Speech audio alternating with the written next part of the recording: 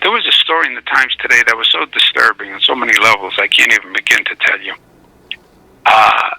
And I want to applaud Councilman, soon-to-be-Congressman, Ritchie Torres, who did an investigation that disclosed a well-known long-term police blog that was in existence for about 20 years, where police officers, NYPD police officers, would speak basically to each other on this blog. This is one of the most disgusting, disturbing, discriminatory, vile blogs that you can find on the internet. This is a blog where they refer to Barack Obama as a Muslim savage.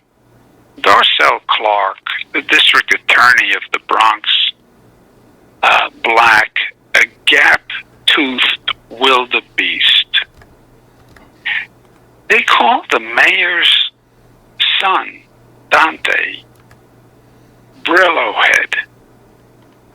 They call Representative Omar, federal congressperson, a filthy animal.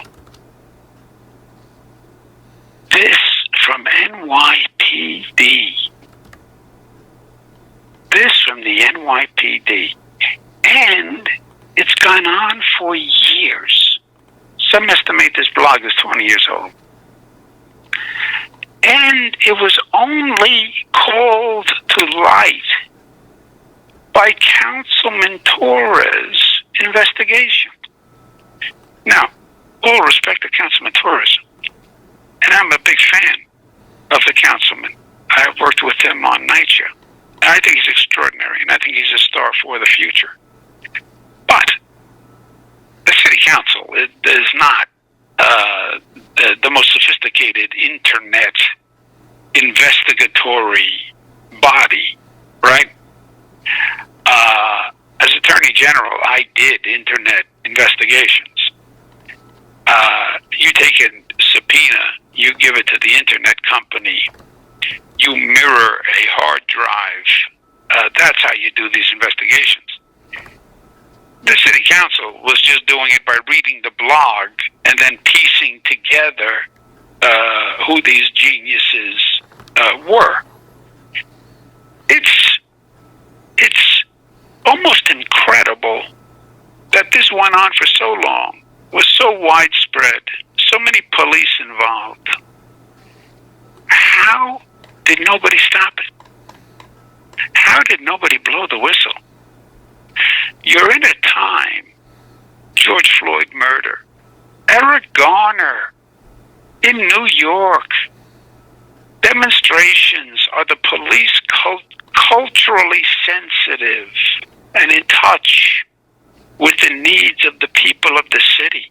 And you have this blog up, which could not be a more damning representation of the NYPD. It is one of the most disturbing situations. George Floyd was disturbing to watch, to use a mild word. This blog is just as disturbing to read because they both suggest discrimination and racism and abuse of power that has gone on for too long. This is not about one person. New York Times writes a story. It's one person. It's one person. It's not one person. It's hundreds of people who are on the blog. Of course, one person should be fired. There's hundreds of people. How about everybody else? How about all the other police officers? One person? Come on. The NYPD says they're going to do a full investigation. It's not about one person. This has to be fully disclosed. It went on for years. There are hundreds of contributors. blog mysteriously came down.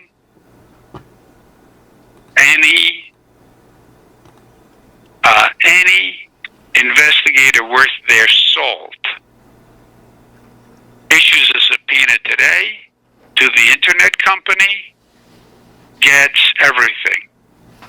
Any investigator worth half their salt goes on the blog right now, copies it, starts reading it, and tracks down the hundreds of submissions on the blog. NYPD says they're going to do a full investigation. I think it should be expeditious. I think it should be full. I think this is misdirection to be pointing to one person. That's not what it's about. I would urge a real investigative journalist, go to this blog right now. You can put it together the way Councilman Torres put it together. A good investigative journalist could put it together because they give you their information.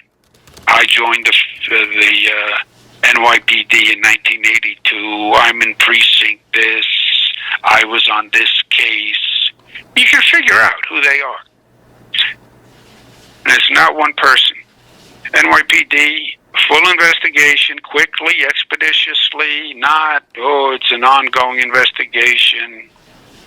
I think they should tell us what they have as soon as they have it, because this is going to inflame the current tension between the NYPD and the community.